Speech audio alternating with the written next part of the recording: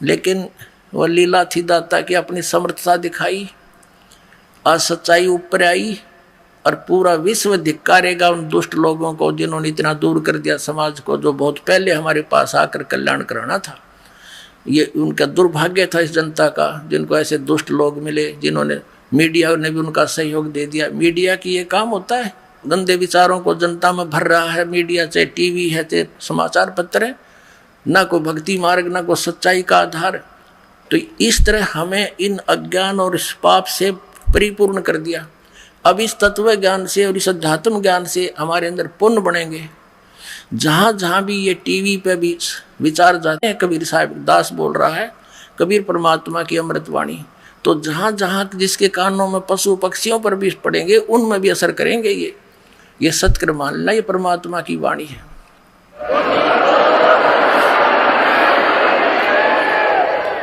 तो पुण्यात्मा, उस समय इस बौद्ध धर्म का बहुत शीघ्रता से प्रसार हो रहा था और उनके जो वो संत थे वो जगह जगह जाकर के धर्म परिवर्तन यानी अपना मार्ग प्रदर्शन कर रहे थे, भोली आत्मा ग्रहण कर रही थी। उस समय शंकराचार्य जी का जन्म यानी आना हमारे लिए वरदान सिद्ध हुआ। लेकिन बात वही रही, आसमान से गिरे और खजूर पर अटक गए, फिर भी वहीं के वहीं रहे। लेकिन इतना अवश्य किया उन्होंने। वैसे तो दास तो ये कहेगा कि परमात्मा की ही दया थी, वो तो काल ने श्रृंगार के भेजा था जी शंकराचार्य। उसका तो विधान था कि जीव ही ब्रह्म है, उसने तो यही स्टार्ट कर दिया कि तू खुद ही भगवान है, तू अपने आप को पहचान ले, तू आत्मा है, शरीर नहीं, बॉडी नहीं, मन नहीं, बुद्धि नहीं, चित्त नहीं, अहंकार नहीं, तू भगवान है। आत्मा को कोई दुख सुख होता ही नहीं, ये है उसका फाइनल विधान। बता, ये कोई बात हुई? ये भी नास्तिक बनाने का एक दूसरा जो ट्रेंड था उसका, काल भगवान का। फिर परमात्मा ने देखा, दया करी कि उसके इस विधान ने कोई स्वीकार करने को तैयार नहीं कि क्या बक रहा है, ये क्या बोल रहा है, जीव ही भगवान है। फिर इसने मालिक ने दया करी इसके ऊपर कि भगवान शंकर की पूजा करो, भगवान विष्णु की पूजा करो, हैं मंदिर बनवा दो, वो भगवान शिव की, भगवान विष्णु की, भगवान कृष्ण की, श्री राम की, ये पूजा शुरू करवा दी। जब जनता ना मानती दिखी तो, और इसको ज्ञान था नहीं, क्योंकि सतयुग के ब्राह्मणों ने ज्ञान नहीं था, इस कलयुग के ब्राह्मण शंकराचार्य ने कहाँ से होगा। और दूसरी बात रही कि इनके भगवानों को ज्ञान नहीं था, जिनकी ये पूजा दृढ़ करके चले गए और कर रहे हैं अभी तक। किसको? श्री विष्णु जी को, श्री ब्रह्मा जी को, श्री शंकर जी को। हमारे सदग्रंथों का ज्ञान नहीं था। पुण्यात्माओं, ये एक बहुत बड़े आश्चर्य की बात है। और दास सरलता से कह देता है, क्योंकि मुझे पूर्ण विश्वास हो चुका है परमात्मा के ज्ञान का, अध्यात्म मार्ग का। अब इनको ही अपने सदग्रंथों का ज्ञान नहीं था, वेदों का ज्ञान नहीं था। श्रीमद् भगवत गीता इन चारों वेदों का निष्कर्ष है, इनका जो है सारभूत समझो, उनका एक संक्षिप्त के अंदर ये वर्णन अधिकतर कोड वर्डों में है। यानी वेदों से तो परिचित हो ही नहीं, क्योंकि वो तो आपके पहुंच से ही बाहर हो गए। लेकिन श्रीमद् भगवत गीता भी परमात्मा ने दया करी, इस काल भगवान से बुलवा दी श्री कृष्ण में प्रवेश करके। न युद्ध के अंदर ज्ञान का के मेल, दोनों तरफ हथियार लिए खड़े, वहां ज्ञान बोला जा रहा है। ये परमात्मा ने दया बख्शी और इसका अपने रिमोट से इसको वहां सारा कुछ बुलवा दिया। और ये भी कहा दिया कि मैं तो काल हूं भाई, और मेरी शरण में रहना तो युद्ध तुझे करना ही पड़ेगा। और यदि तुझे परम शांति चाहिए तो उस परमेश्वर की शरण में जा जो परम शांतिदायक है। उसके विषय में स्वयं कह दिया कि मैं नहीं जानता, चौथे अध्याय के 34वें श्लोक में। उसको तो तू किसी तत्वदर्शी संतों के पास जाकर उस तत्व ज्ञान को समझ, जिस तत्व ज्ञान में उस परमेश्वर ने स्वयं आकर अपनी महिमा की जानकारी दे रखी है। वो सच्चिदानंद घन ब्रह्म की वाणी है, उसको समझ। तो पुण्यात्मा, इस आदि शंकराचार्य जी ने अपना तो सिद्धांत बता दिया कि अहम ब्रह्मास्मि, अयम आत्मा ब्रह्म, तत्वमसि, प्रज्ञानम ब्रह्म। इन्होंने 4 मठ स्थापित किए, 4 पीठ स्थापित की, पूर्व पश्चिम उत्तर दक्षिण में।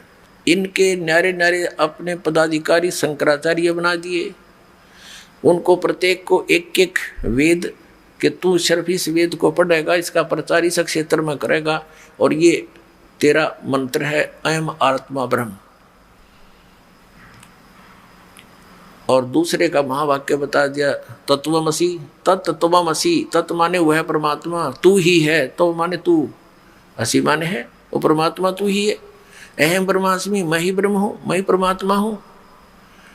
और अयम आत्मा ब्रह्म, ये आत्मा ही परमात्मा है। फिर भक्ति की क्या आवश्यकता रहेगी? और फिर ये कि भगवान विष्णु की पूजा करो, भगवान शिव की पूजा करो। फिर जब भगवान शिव और कृष्ण और रामचंद्र जी हैं तो जीव क्या रहा? फिर ये जीव आत्मा ब्रह्म कैसे होगी? तो इसको कहते उआबाई।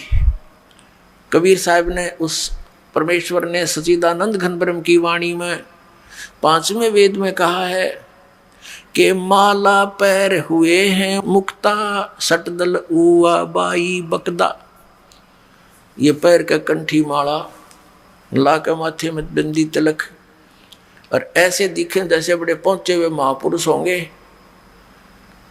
परमात्मा कहते कंठी माला सुमरणी, और पैरे से क्या हो? ऊपर डूंडा साध का भीतर रख्या खो, अंतर रख्या खो।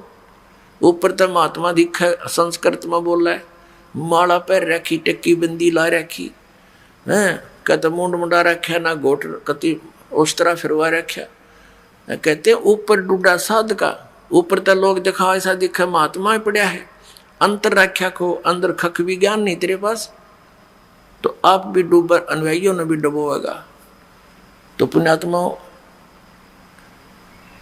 हम खजूर पर अटके हुए थे, और कबीर परमेश्वर पूर्ण परमात्मा हमारे पिता ने 600 वर्ष पहले हमें उस खजूर से उतारने की चेष्टा की थी कि नीचे आ जाओ, लेकिन हम नीचे ना आकर के गालियां देने लगे उसको, क्योंकि हमने वो खजूर ही पृथ्वी मान रखी थी।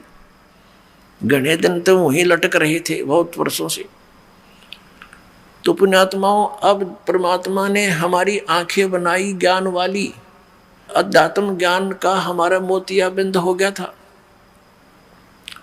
उस मोतियाबिंद के ऑपरेशन करने के लिए पहले तो आपको शिक्षा दी, फिर इस दास को ये दीक्षा दी और ये ज्ञान दिया कि अब ये दास सर्जन बना दिया आप सभी का अध्यात्म अज्ञान का, वो मोतियाबिंद का ऑपरेशन कर देगा और आपने साफ दिखाई देगा।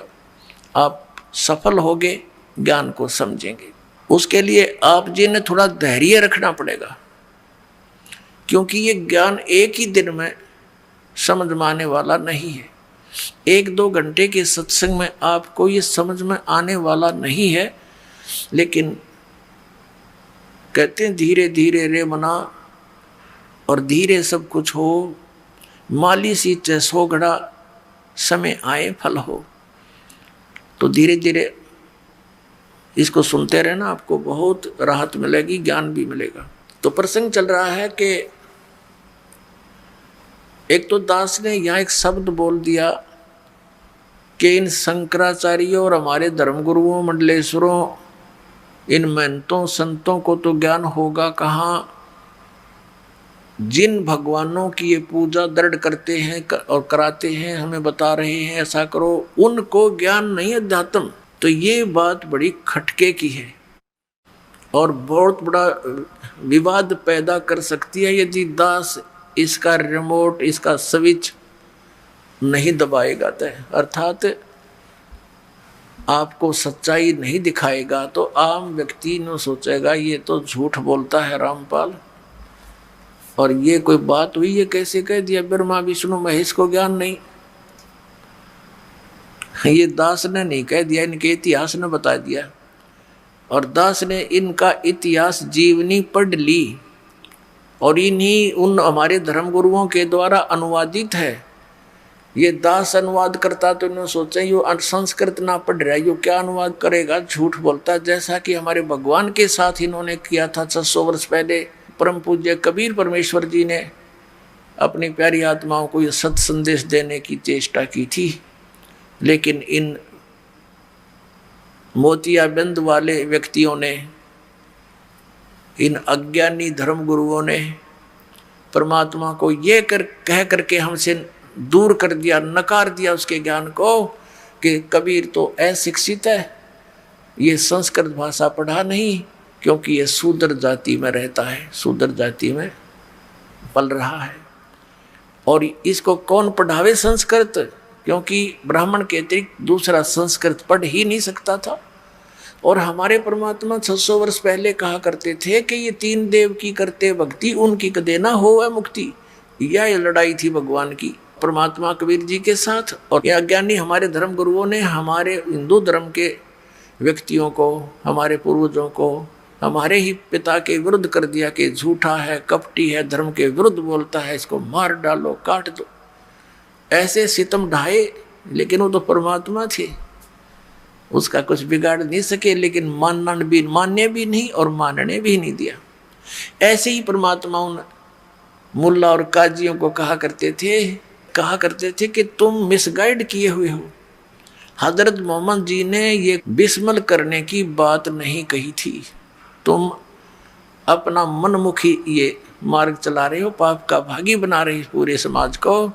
परमात्मा कहा करते थे कि नबी मोहम्मद नमस्कार है, राम रसूल कहाया, 1,80,000 को सौगंध जिन नहीं कर चलाया। अरस कुरस पर अलह तकत है, खालिक बिन नहीं खाली, और वो पैगंबर पाक पुरुष थे साहिब के अब्दाली। फिर क्या बताया कि हम मोहम्मद को वहाँ ले गए, जैसे परमात्मा का विधान है, वेदों में वर्णित है। परमात्मा ने 600 वर्ष पहले कबीर भगवान जी ने कहा था कि वेद मेरा भेद है, मैं मिलूँ न वेदन माही, और जोन वेद से मैं मिलूँ वो वेद जानते नहीं। परमात्मा ने कहा था कि ये विचारों वेद मेरी महिमा का गुणगान कर रहे हैं, लेकिन इन 4 वेदों में वर्णित विधि केवल ब्रह्म तक की है, और यहाँ तक की जो क्रियाएं हैं, यज्ञ हैं, इनकी जानकारी है। ये ब्रह्म तक की साधना है, इससे ब्रह्म लोक प्राप्ति हो सकती है। उसके बाद फिर पुनर्जन्म और 83 लाख योनियों का संकट सदा बना रहेगा। लेकिन उस सूक्ष्म वेद में जो मेरे पाने की विधि है, वो ये 4 वेद जानते नहीं। ये खुद कहते हैं हम नहीं जानते, तत्वदर्शी संत से पूछो। यजुर्वेद अध्याय नंबर 40 का श्लोक 10 से लेकर 13 तक ये स्पष्ट किया गया है। एक तो विद्वान और अविद्वान की परिभाषा बताई गई है, और एक ये बताया गया कि कोई तो परमात्मा को उत्पन्न होने वाला, जन्म लेने वाला साकार बताता है जो अवतार रूप में आता है, कोई निराकार बताता है। इसकी सही जानकारी तो तत्वदर्शी संत बताएगा, उनसे सुनो। ऐसे गीता जी अध्याय नंबर 4 के श्लोक नंबर 34 में कहा है कि उस तत्व ज्ञान को जो परमात्मा ने स्वयं आकर बताया है, उसको तू तत्वदर्शी संतों के पास जाकर समझ। उनको दंडोत प्रणाम करने से वो परमात्म तत्व को जानने वाले ज्ञानी महात्मा यानी तत्वदर्शी संत तुझे उस परमात्म तत्व का ज्ञान कराएंगे, परमात्मा का ज्ञान कराएंगे। तो इससे सिद्ध हो गया कि गीता ज्ञान दाता भी इनकम्प्लीट स्पिरिचुअल नॉलेज रखता है, अधूरा धार्मिक ज्ञान है, वो कंप्लीट नहीं है। वेद भी उन्हीं का, वेदों का सारांश ही श्रीमद् भगवत गीता है। तो इसे तो वो भी नहीं समझ सके। तो परमात्मा कहते हैं कि हम मोहम्मद को वहां ले गए, जैसे गुणों में लिखा भगवान क्या में कि वो अच्छी आत्माओं को मिलता है, उनको ज्ञान सुनाता है और अपना परिचय देता है, उसको सत भक्ति से परिचित कराता है। तो इसी अपने गुण आधार से, अपने गुण के आधार से हजरत मोहम्मद जी को परमात्मा मिले थे, लेकिन उस समय तक उनकी बहुत प्रभुता हो गई थी, बहुत से अनुयायी हो गए थे, विरोधियों पर भी उनकी सफलता हो गई थी। तो परमात्मा उनको मिले और दिखाया कि आप साधना इस काल भगवान तक की कर रहे हो? कहते हम मोहम्मद को वहां ले गयो ऊपर, और इच्छा रूपी वहां नहीं रहे हो, वहां इसकी आस्था बनी नहीं, क्योंकि नीचे बहुत ज्यादा अनुयायी हो गए थे, सब सलाम करनीय सेवक गणे हो गए थे। तो कहने का भाव है कि इच्छा रूपी वहां नहीं रहे हो, उल्ट मोहम्मद मैल पठाया, इस शरीर में भेज दी उसकी आत्मा। उल्ट मोहम्मद मैल पठाया, गुज बीरज एक कलमा लाया। कहते हैं एक गुज यानी गुप्त, गुज बीरज एक कलमा लाया, रोजा बंग नमाज देरे, बिस्मल की नहीं बात कही रे। कि उन्होंने ये 3 बातें बताई थी, रोजा यानी व्रत रखो, और बंग यानी ऊपर मस्जिद के अंदर चढ़ करके आवाज लगाना, और रोजा बंग नमाज दे रे, बिस्मल की नहीं बात कही रे। अब कहते नेम, कहते ये 5 वक्त की जो नमाज करते हैं, कहते ये 3 बताई थी उनको, ये बिस्मल नहीं करने को कहा था। 4 यार मतलब बिस्मल की थी, और गऊ पकड़ कर बिस्मल की थी। ये तो तुम्हारी अपना मशोरा है, आपकी बनाई हुई एक अपना लोक वेद है। ये हजरत मोहम्मद जी ने ऐसा नहीं कहा। उसके विषय में कहा कि अर्श कुरस पर अल्लाह तकत है, खालिक बन्नी खाली, और वो पैगंबर पाक पुरुष थे, साहिब के अब्दाली। नबी मोहम्मद नमस्कार है, उतारणीय महापुरुष थे। और राम रसूल कहाया, वो तो भगवान का एक संदेश वाहक था, और 1,80,000 उनके अनुयायी थे हजरत मोहम्मद के। वो मुसलमान थे। मुसलमान वही है जो बुराई ना करे, किसी की आत्मा नहीं दुखावे, जीव हिंसा नहीं करता।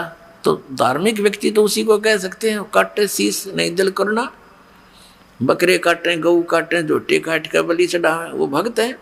धिक्कार है ऐसी भक्ति को। तो क्या कहा करते, ऐसे ही हिंदुओं में देख लो आप, कामाख्य से माई के माता का बड़ा झोटे चढ़ रहे, बकरे चढ़ रहे, वह बकरे खाओ, वह मूर्ति अकल मारी जा रही, बताई हमारी।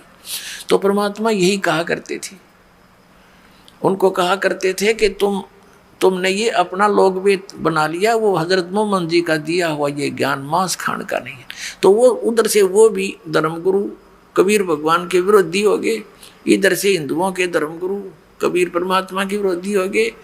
और सब ने ये कह दिया, जब मारे से मरा नहीं, काटे से कटा नहीं, सब उन्होंने अपने हथियार चला लिए। उन्होंने देखा मरता भी नहीं और चुप भी नहीं होता। तो ये कहना शुरू कर दिया कि ये क्या जाने हमारे सदग्रंथों के बारे में। ना ये उर्दू पढ़ा, ना फारसी पढ़ा, और ना ये संस्कृत पढ़ा, ये झूठा और कपटी है। तो हमने मान लिया बात उन हमारे नकली गुरुओं की, केवल इसी दृष्टिकोण से कि हमारे कबीर गुरु जी ने संस्कृत को नहीं पढ़ा, इसलिए ये सच्चाई नहीं बोल रहे होंगे। और पुण्यात्मा उस समय 64 लाख से सो गए थे इस भगवान कबीर साहब के 600 वर्ष पूर्व। 64 लाख से, जबकि पूरे भारतवर्ष की आबादी 4 करोड़ होगी। सन 1398 से सन 1518 तक रहे, इतिहास देख लेना। और उस समय भारतवर्ष कितना बड़ा था। अफगानिस्तान, बलोचिस्तान, पश्चिमी और पूर्वी पाकिस्तान, इराक, ईरान तक ये भारतवर्ष ही था। और उस समय 4 करोड़ आबादी मुश्किल तो होगी सारी। और 64 लाख से उस परम पिता के हुए थे। एक दिन में 1000 जगह प्रकट होकर के अपने बच्चों को ये तत्व ज्ञान सुनाया करते। अब अपना जैसे कोई मदारी आता है, कहीं खड़ा हो जाता है, ऊंची ऊंची आवाज में बोलता है, कोई डुगडुगी पीटता है, तो 150 व्यक्ति इकट्ठे हो जाते हैं। वो अपना तमाशा दिखाता है, लोग देखते हैं, घंटों बैठे रहते। ऐसे परमात्मा अपने बच्चों के लिए कहीं जाकर प्रकट हो जाते थे। हाथ में एक तारा ले लेते थे, सुरीली आवाज में गाते अपनी अमृतवाणी बोला करते थे, जो हमारी आत्मा की खुराक है। उस आवाज को सुनकर सब आसपास की इकट्ठे हो जाते थे। परमात्मा उनको वाणी के माध्यम से ऐसी मार्मिक बातें सुनाते थे, उनसे चिपक जाती थी वो कोयल के बच्चे, और उनसे उपदेश लेते थे। इस प्रकार परमात्मा के 64 लाख शिष्य हो गए थे, लेकिन एक भी सफल नहीं हो पाया। कारण यही था कि हमने उनको संत माना, गुरु माना, और ऐसे ऐसी लीलाएं की, इतने सुख दिए उनको, जो भी उनकी शरण में आया आशीर्वाद से ठीक। फिर कुछ मंत्र दे दिए, ये जाप करो, जो ओरिजिनल मंत्र, जो 5 मंत्र होते हैं, वो मंत्र ये रंकार ओंकार ये नहीं है, वो दूसरे मंत्र हैं, ये दिया करते थे कि जाप करो। तो उससे हमें दोबारा चार्ज करके उस समय परमात्मा उस समय, और हमारे दुखों को दूर करके जो उनके संपर्क में आए, इतना सुख हो उस घर में जिसमें भगवान का उपदेश चला जा रहा, आशीर्वाद मिल जाए, तो सब आसपास के लोग चकित होने लगे कुछ दिनों में, 10-5 वर्ष में, कि तुमने जी कैसे तुम्हारी इतनी बरकत होगी, कैसे तुम सुखी होगी। वो पूछने लगे, हमारे गुरु जी की कृपा है। तो ऐसे देखा देखी लाखों 64 लाख से परमात्मा के हो गए, और इतना सुख हो गया सबको, क्योंकि वो परमात्मा सुखदाई है, वो सुख का सागर है, वो हमारा पिता है, वो हमारे प्रारब्ध का भी नाश कर सकता है। और बाकी जितने भी संत महात्मा हैं, उनका इतिहास देख लो, उनका अनुभव और उनके विचार सुन लो, पढ़ लो। वो कहते हैं कि प्रारब्ध में कोई परिवर्तन नहीं हो सकता, प्रारब्ध में लिखे हुए पाप कर्म दंड को तो भोग कर ही समाप्त करना पड़ता। फिर बाढ़ में जाओ ऐसी भक्ति जिसमें आपत्ति टूटनी वह टूटे जावे और उसमें कोई बचाव नहीं हो, फिर क्या भक्ति की आवश्यकता। इसलिए नास्तिक होते जा रहा समाज। और फिर उस पूर्ति को जो भगवान की भक्ति से हमारी होनी थी, हम 2 नंबर का काम करके, रिश्वत लेके, मिलावट करके ऐसे पूर्ति चाहिए हमने, वो दूने पाप इकट्ठे हो गए। एक बार तो धनी होता दिखा, फिर बिरान माटी दुर्गति बीमारी पता नहीं कितनी आपदाएं इंसान पर आ जाती है, तो वहीं का वहीं फिर खड़े हो गया करके, भगवान से दूर भी हो गए, राहत भी नहीं मिली। तो भक्ति की विधि की कमजोरी थी, परमात्मा पूर्ण ब्रह्म की सत साधना ना मिलने से, जो पाप नाशक है उसकी शरण ना मिलने से, हमने जो हमारे पाप नाश नहीं कर सकता, उन भगवानों को पाप नाशक जान के लोक वेद के आधार से स्वीकार कर रखा था। ये मूल कारण था। अब हम उन्हीं सदग्रंथों को ग्रहण करेंगे, उस ज्ञान को ग्रहण करेंगे जो हमारे सदग्रंथों में विद्यमान है। तो प्रसंग चल रहा है, परमात्मा कहते हैं कि पीछे लग गया जाऊं था लोक वेद के साथ, रास्ते में सतगुरु मिल गए और दीपक दे दिया हाथ। अब कबीर परमात्मा ने इस दास को मेरे पूज्य गुरुदेव के माध्यम से ये तत्व ज्ञान रूपी दीपक मुझे दे दिया। अब उस रोशनी में, उस टॉर्च में ये दास आप भी उसी ठीक रास्ते से जा रहा है, और जो दास पर विश्वास करते हैं उनको भी वो टॉर्च दे देता हूँ जो मालिक ने मुझे दे रखी है। और आप भी फिर उसी टॉर्च को देख देख कर चलोगे, भटकोगे नहीं मार्ग को। अब जब हमारी आंखें बनेगी अंधा, तो कहीं भी कोई भ्रमित कर सकता उसको। तो पहले दास चाहता कि आपकी आंखें बनाऊं, इनको आंखों की रोशनी लाऊं, यानी तत्व ज्ञान रूपी ये ज्ञान आपको दूं, और ये चश्मा समझो, और मोतियाबिंद का ऑपरेशन करूं। ये बरवाला आश्रम में ही केवल ये मोतियाबिंद का ऑपरेशन है ज्ञान का, न विश्व में कहीं पर भी ज्ञान नाम की चीज नहीं। ये सत्कर मान लो।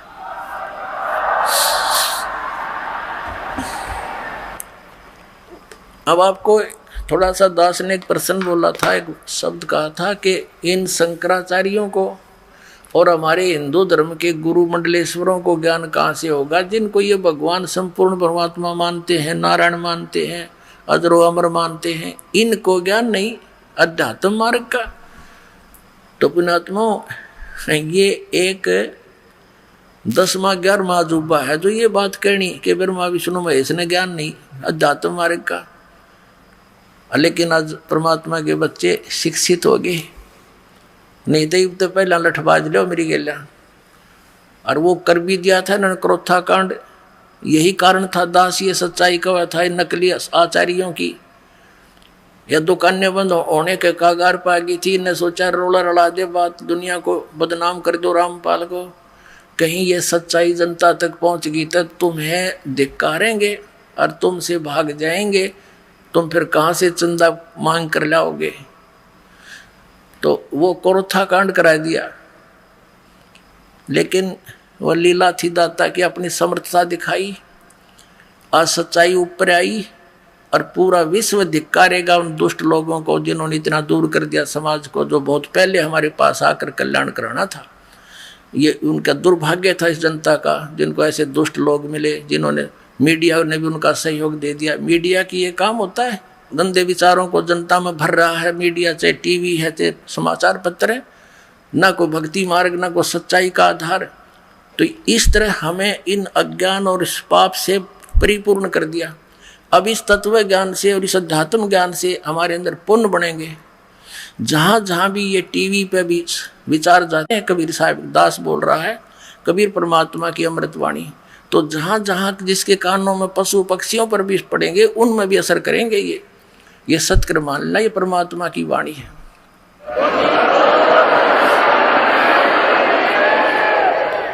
और जो आज तक हमने जितना भी पाप इकट्ठे किए, ये वाणी के कुछ पाप ऐसे इस वचनों से खत्म होते हैं। जैसे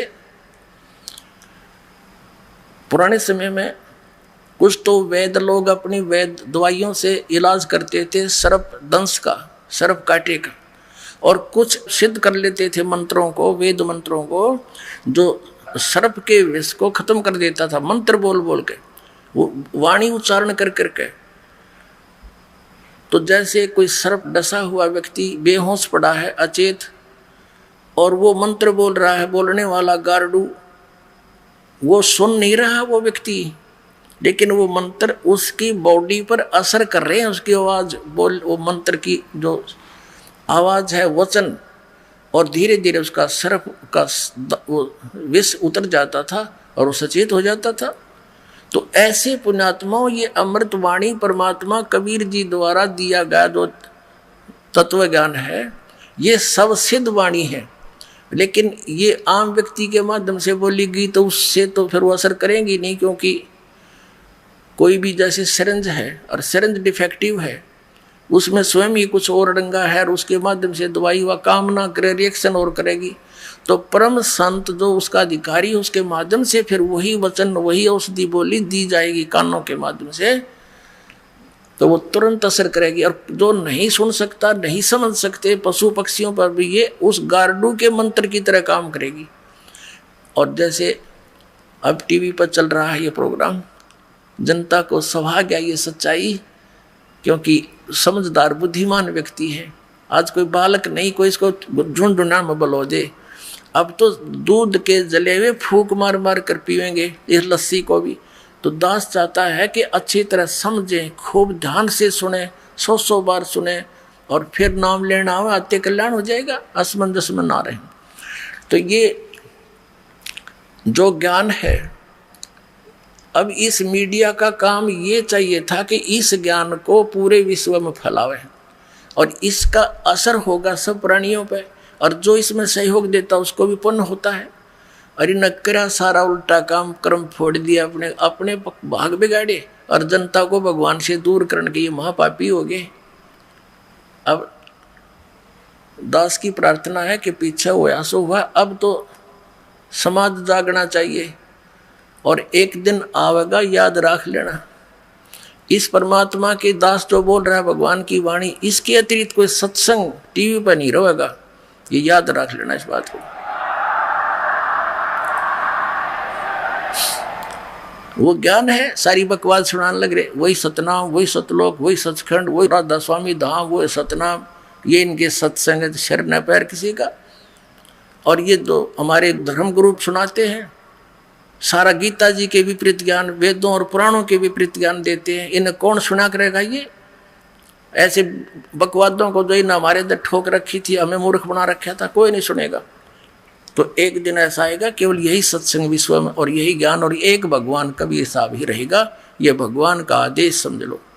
और पूरे विश्व में सतयुग जैसा माहौल होगा, अब होगा।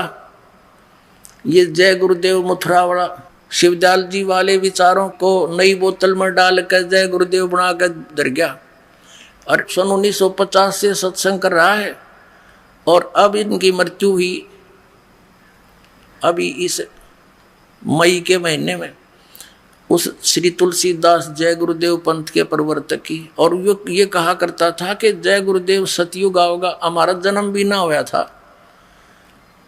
हम जब थोड़े बहुत होश में आए, जब दीवारों पर लिखा देखा करते जय गुरुदेव सतयुग आओगा, जय गुरुदेव सतयुग आओगा। वहाँ भी बड़ी अच्छी बात, सतयुग आओगा, हमारा सही टाइम पर जन्म हो गया। अब कलयुग तो और आ गया, पर सतयुग आसपास दिखा नहीं हमने। कलयुग और आ गया, बल्कि उससे बढ़ गया। वो पुण्यात्मा थे, बहुत पुण्यात्मा थे, पिछले जन्म के भक्ति से परिपूर्ण थे।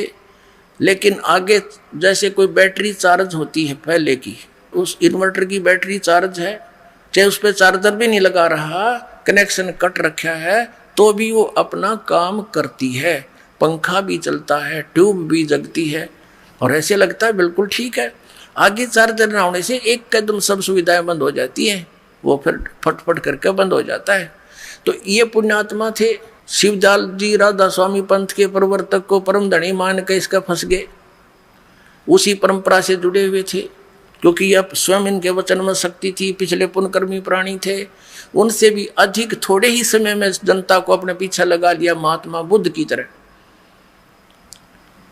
और पुण्यात्माओं, सत्कर्म मान लेना, ये राधा स्वामी पंथ, धन धन सदगुरु पंथ, सच्चा सौदा पंथ, और ये बालयोगेश्वर पंथ, और ये निरंकारी पंथ, ये सारे काल प्रेरित पंथ है।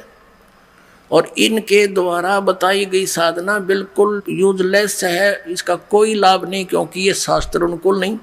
तो पुण्यकर्मी प्राणी अपने आप पिछले संस्कारों से थोड़ा बहुत लाभ हो रहा था, जैसे दास बता रहा था, और इन्हीं को श्रेय मिल रहा था। अगर ये भक्ति स्टार्ट ना होती, दाता हम दया नहीं करते, तो वो चीन जैसा हाल भारत में हो जाना था, और 50-100 वर्ष के बाद। ये गारंटीड बात समझे। भक्ति में आस्था नहीं रहती, सभी भगत इतने, और जो की तो बकवाद दे, किसी ने विकार छोड़ नहीं रखे, कोई बुराई त्याग नहीं रखी है। सब वही नो के रिश्वतखोरी, शराब के ठेके बढ़ गए, तम्बाकू का सेवन बढ़ गया, भांग पीने लग गए, सुल्फे पीने लग गए बच्चे। अब इस ज्ञान से अब धीरे धीरे देखना, ऐसे शांति आ जाएगी। माया किस लिए जोड़ती हूँ? बड़ी कोठी बनाएंगे, बड़ी कार खरीद कर चलेंगे, और 1 मिनट में मृत्यु हो जा, कुत्ता बन के सैर सपट्टा, कभी कार के नीचे घर, कभी कोठी के पीछे गए, वहीं घूमया करेगा। तो जो कार्य हमने करना चाहिए था वो भूल रहे थे हम, अब उसको करेंगे। और उसके करने से ये सुख जो भौतिक है, ये तो बिना मांगे आपके चरणों में पड़े रहा करेंगे। ये परम पिता का वचन समझ लेना, कबीर भगवान का। सत्कर्म मानना। तो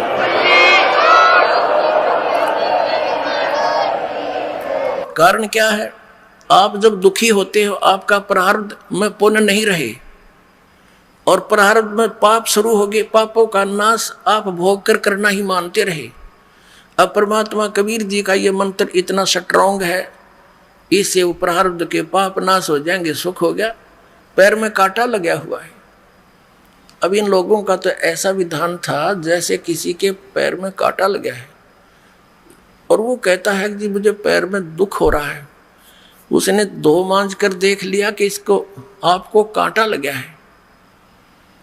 अब उसको कोई कहे भी फिर क्या समाधान है कि देखो कांटा तो निकलेगा नहीं, जूता पहन ले, आगे कांटा नहीं लगेगा।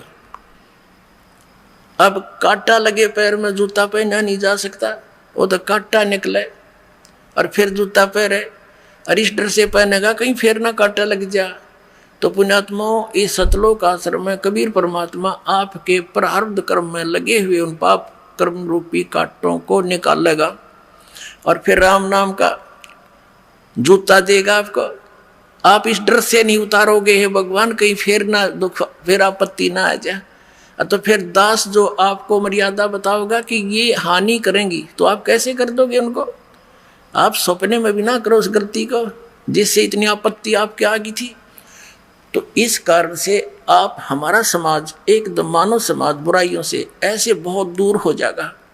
अब हमारा माहौल खराब हो गया, सब जगह कोई ड्रिंक कर रहा है, कोई बीड़ी सिगरेट पी रहा है, कोई सिनेमा देख रहा है, कोई बकवाद कर रहा है। तो हमारे बच्चे फिर उनके सराउंडिंग रहते हैं, तो वो सारे ऐसी बुराई कर करके अब हमारी बहुसंख्या हो जाएगी बुराइयों से दूर रहने वालों की।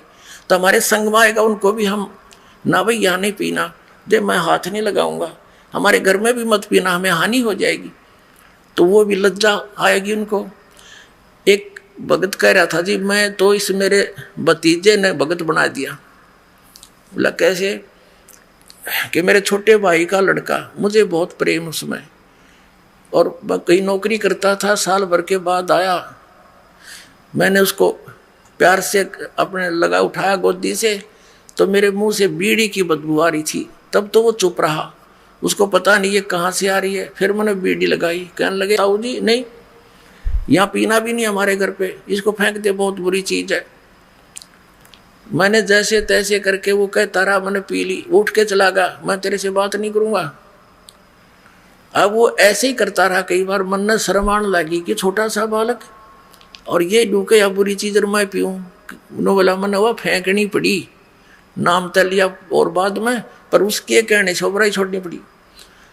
तो पुण्यात्मा ऐसी स्थिति आएगी, अब तो एक दूसरे ने बुराई का लगा रहे हैं, न पीले पीले के फर्क पड़ा, ला एक गुट्टी ला ले हैं, और फिर ना भाई खबरदार इसका हाथ न लगे, दूर हमारे पास ना पीना, मेरे सिर में चढ़ जाती है।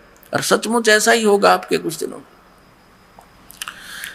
तो इस पूरे विश्व में ये बहुत जल्दी हटेगी, सब दुखी हैं। ये कोई खान पीन की चीज है, मांस और शराब और ये बकवास, बीड़ी, एक तम्बाकू हुक्का पीने वाला व्यक्ति, एक सिगरेट वाला हुक्का पीता है, धुआं छोड़ता, पूरे घर के वातावरण में घोल देता उसको। तो वो उसका पिया हुआ उसके बच्चे भी पीवे, उसके सासों द्वारा अंदर जा, उसकी पत्नी, बच्चे, बहन, भाई, सब वो सब का नाश कर रहा है। तो इस प्रकार इस बुराई से हमने दूर होना पड़ेगा। होंगे ही, हम बालक थोड़े ही हैं, और परमात्मा साथ देगा इस जीव का। नहीं, जीव के बस का नहीं, बुराई छोड़ दे, मालिक का सहयोग भी आपके साथ रहेगा। अब दास आपको एक प्रसंग, एक कंसेप्ट क्लियर करने चला है कि दास ने एक वचन बोला कि ब्रह्मा विष्णु महेश को ही अध्यात्म ज्ञान नहीं, तो इन हमारे आचार्य शंकराचार्यों और गुरु धर्म गुरुओं को कहाँ से होगा। अपने आत्माओं, हम इन अपने धर्म गुरुओं से पूछा करते थे कि ब्रह्मा विष्णु महेश ये इनके कोई माता पिता हैं, ये कहा करते तो अजन्मा है। कुछ एक तो ये कहा करते ब्रह्मा की तो मृत्यु होती है, उसका तो सीमा है, आयु का समय है, लेकिन शंकर जी और विष्णु जी ये अजर व अमर है, ये तो अविनाशी तत्व हैं, इनकी मृत्यु नहीं होती। और फिर कोई इनसे पूछता कि ब्रह्मा विष्णु महेश किसकी भक्ति करते हैं, तो कोई तो हमारे ये नकली धर्मगुरु कहा करते या अपने स्वरूप का ध्यान करते, क्योंकि अयम आत्मा ब्रह्म, कि आत्मा ही ब्रह्म है, अहम ब्रह्मास्मि, उस वाक्य को, अपने उस अज्ञान वाक्य को और प्रमाणित करने के लिए अब ना इन्होंने सदग्रंथों को आधार बनाया, अब पुराणों को ये सत्य मानते हैं। हमारे धर्मगुरु, पवित्र हिंदू धर्म के धर्मगुरु जितने भी हैं, ये पुराणों को सत्य मानते हैं। और फिर ये कहते हैं भगवान विष्णु या भगवान शंकर जी ये किसी का ध्यान नहीं करते, और कोई कहता नहीं ये किसी का ध्यान नहीं करते। कोई क्या कहता है कि श्री विष्णु जी, शंकर जी श्री राम का ध्यान करते हैं, और कोई कहता है कि कृष्ण जी का ध्यान करते हैं। इतना मूर्ख बना रखा हमारे को। अब ये किसका ध्यान करते थे ये आपको दिखाते हैं। और ये कहते हैं, कोई तो कहता है नहीं ये किसकी भक्ति करते हैं, तो ऐसा कुछ नहीं है, वो कोई नहीं करते। अब दिखाते हैं आपको इनकी जीवनी में। तो पुण्यात्माओं, हमारे लिए हमारे ग्रंथ आधार थे, आज भी इनको आधार मानकर हम अज्ञान को हटा सकते हैं। देखिएगा, श्रीमद् देवी भागवत गीता प्रेस गोरखपुर से प्रकाशित है। संक्षिप्त श्रीमद् देवी भागवत यानी देवी पुराण, संपादक हनुमान प्रसाद पोदार, चिमनलाल गोस्वामी। और ये गीता प्रेस गोरखपुर से प्रकाशित है और वहीं से मुद्रित है। मुद्रक प्रकाशक है मुद्रक गीता प्रेस गोरखपुर, गोविंद वन कार्यालय, कोलकाता का संस्थान। ये इनके फोन और फैक्स नंबर है। यहाँ देखिएगा, हम इसको पढ़ेंगे पहला स्कंद और संक्षिप्त देवी भागवत 28 पृष्ठ से। ये व्यास जी और नारद जी की वार्ता हो रही है। नारद जी ने कहा, महाभाग व्यास जी, तुम इस विषय में जो पूछ रहे हो ठीक ही प्रश्न मेरे पिताजी ने यानी श्री ब्रह्मा जी ने भगवान श्री हरि से किया था, विष्णु जी से किया था।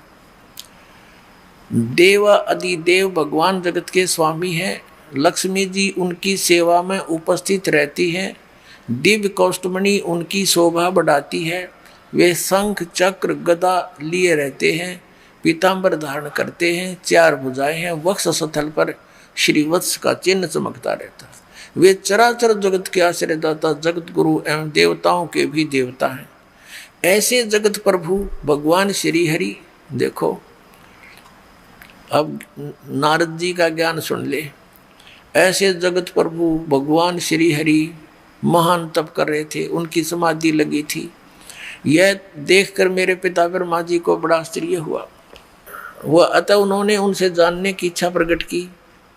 ब्रह्मा जी ने पूछा, प्रभु आप देवताओं के अध्यक्ष, जगत के स्वामी, भूत भविष्य एवं वर्तमान सभी जीवों के एकमात्र शासक यानी उनके मालिक भगवान, फिर आप क्यों तपस्या कर रहे हैं और किस देवता की आराधना में ध्यान मग्न है? मुझे असीम आश्चर्य तो यह हो रहा है कि आप देवेश्वर एवं सारे संसार के शासक होते हुए भी समाधि लगाए बैठे हैं। ब्रह्मा जी के विनीत वचन सुनकर भगवान श्री हरि यानी हम पहला सकंद 29 पृष्ठ पर आ गए। श्री हरि उनसे कहने लगे, ब्रह्मन सावधान होकर सुनो, मैं अपने मन का विचार व्यक्त करता हूँ। देवता दानव मानव सब यही जानते हैं कि तुम सृष्टि करते हो, मैं पालन करता हूँ और संकर संहार किया करते हैं, किंतु फिर भी वेद के पारगामी पुरुष अपनी युक्ति से यह सिद्ध करते हैं कि रचने पालने और संहार करने की यह योग्यता जो हमें मिली है उसकी अधिष्ठात्री शक्ति देवी हैं। वे कहते हैं कि संसार की सृष्टि करने के लिए तुम में राजसी शक्ति का संचार हुआ, यानी रजगुण ब्रह्मा सिद्ध हुआ। मुझे सात्विक शक्ति मिली, सतगुण विष्णु हुआ और रुद्र में तामसी शक्ति का आविर्भाव हुआ। उस शक्ति के अभाव से तुम इस संसार की सृष्टि नहीं कर सकते, मैं पालन करने में सफल नहीं हो सकता और रुद्र से भी संहार कार्य होना भी संभव नहीं। ब्रह्मा जी, हम सभी उस शक्ति के सहारे ही अपने कार्यों को सदा सफल करते हुए आए हैं। सुवर्त प्रत्यक्ष और परोक्ष दोनों उदाहरण मैं तुम्हारे सामने रखता हूँ, सुनो। यह निश्चित है कि उस शक्ति के अधीन होकर ही मैं इस शेष नाग की सैया पर सोता और सृष्टि करने का अवसर आते ही जाग जाता हूँ। मैं सदा तप करने में लगा रहता हूँ। उस शक्ति के शासन से कभी मुक्त नहीं रह सकता। कभी अवसर मिला तो लक्ष्मी के साथ सुखपूर्वक समय बिताने का सौभाग्य प्राप्त होता है। मैं कभी तो दानों के साथ युद्ध करता रहता हूँ। अखिल जगत को भय पहुँचाने वाले दैत्यों के विकराल शरीरों को शांत करना मेरा परम कर्तव्य हो जाता है। और देखो कमाल कर दिया, मुझे सब प्रकार से शक्ति यानी दुर्गा जी के प्रकृति देवी के अधीन होकर रहना पड़ता है। उन्हीं भगवती शक्ति का यानी दुर्गा का मैं निरंतर ध्यान किया करता हूँ। ब्रह्मा जी, मेरी जानकारी में इन भगवती शक्ति से बढ़कर दूसरे कोई देवता नहीं। अपने आत्माओं, ये आ गया अंत हमारे श्री विष्णु भगवान के अध्यात्म ज्ञान का। ये कहते हैं कि मैं दुर्गा यानी देवी जी, श्री देवी जी की भक्ति करता हूँ और इससे ऊपर मैं किसी भगवान से परिचित नहीं हूँ। मेरे लिए फाइनल गॉड है। अपने आत्माओं, श्री देवी जी क्या कहती है ये वचन और सुन लो। अब इस शिक्षा का आपके लिए एक वरदान होगा कि हम भगवान पहचानेंगे और भक्ति कोई कठिन नहीं, 2 मिनट में अपना सत भक्ति हुई, सब एक रस समाज हो गया तो रोज भक्ति बढ़ेगी। अब तो हमारे को नियम खंडित करवा देता है। समाज में यो ज्ञान अभी फैला नहीं है तो विरोधी घने हो जाते हमारे बच्चों के। धीरे धीरे सब ठीक हो जाएगा। अब देखना, अब देवी जी क्या बताती है, वो कहती है राजा हिमालय को ज्ञान दे रही है और कह रही है कि वैसे तो कह रही मेरी भक्ति कर, लेकिन इससे मोक्ष वोक्ष कुछ नहीं।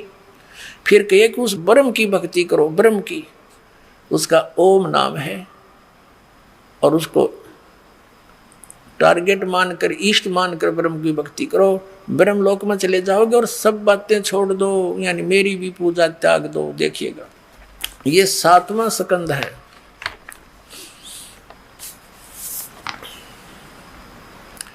संक्षिप्त देवी भागवत 562 पृष्ठ पे देवी द्वारा हिमालय को ज्ञानोपदेश यानी ब्रह्म स्वरूप का वर्णन।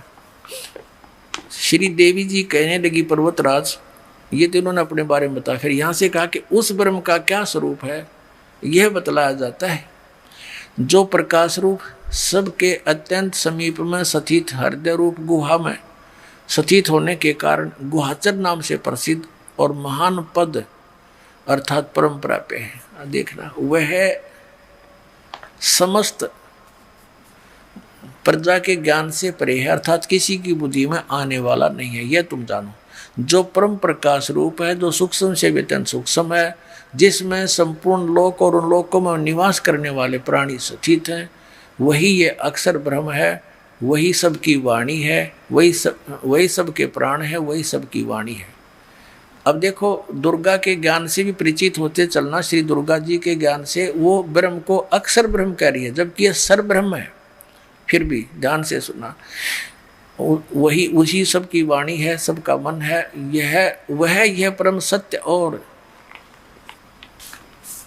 अमृत अविनाशी तत्व है। सौम्य, उस वेदने योग्य लक्ष्य का तुम वेदन करो, मन लगाकर उसमें तन्मय हो जाओ। ये तो वही बात आगे नीचे आते हैं। उसका ओम नाम है और ब्रह्म को लक्ष्य मानकर जीवात्मा जाप करे। यहाँ स्पष्ट कर दिया, उस एकमात्र परमात्मा को ही जाने, दूसरी सब बातों को छोड़ दे। अर्थात मेरी पूजा भी मत करना और कोई पूजा नहीं करना, केवल एक ब्रह्म की पूजा करो। यही अमृत रूप परमात्मा के पास पहुंचाने वाला पुल है।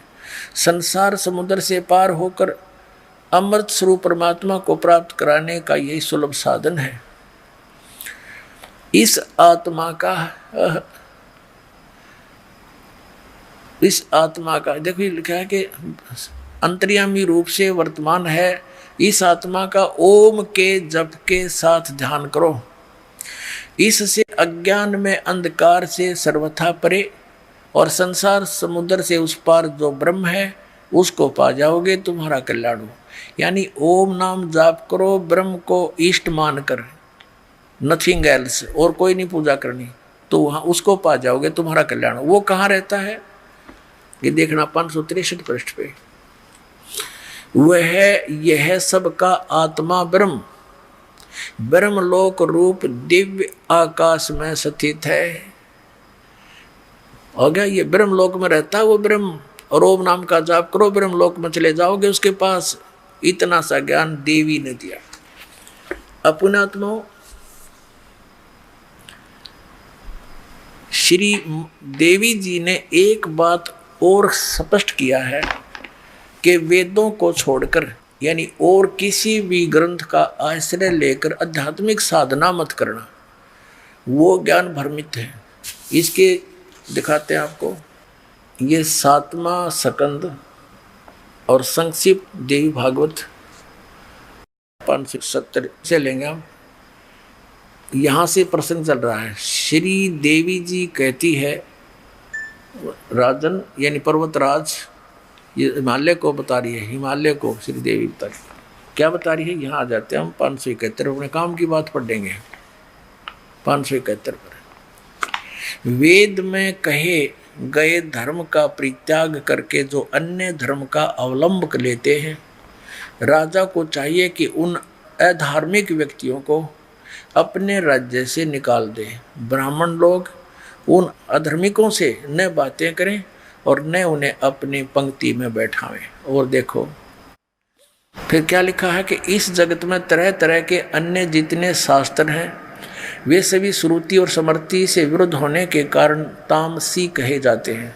उन शास्त्रों का नाम है वाम, कपाल, कौलक और भैरागम। शिव ने मोह में डालने के लिए यानी धोखा देने के लिए, मूर्ख बनाने के लिए इन शास्त्रों का प्रतिपादन किया है। इनमें कहीं कहीं वेदों से अविरुद्ध अंश हैं, यानी वेदों के अनुसार ही हैं। वेदज पुरुष उस अंश को ग्रहण कर ले तो कोई दोष नहीं। वेद से भिन्न अर्थ को स्वीकार करने के लिए द्विज सर्वथा अनधिकारी है। अतएव वैदिक पुरुष सम्यक प्रकार से प्रयत्न करके वेद का ही आश्रय ले, यही शाश्वत धर्म है।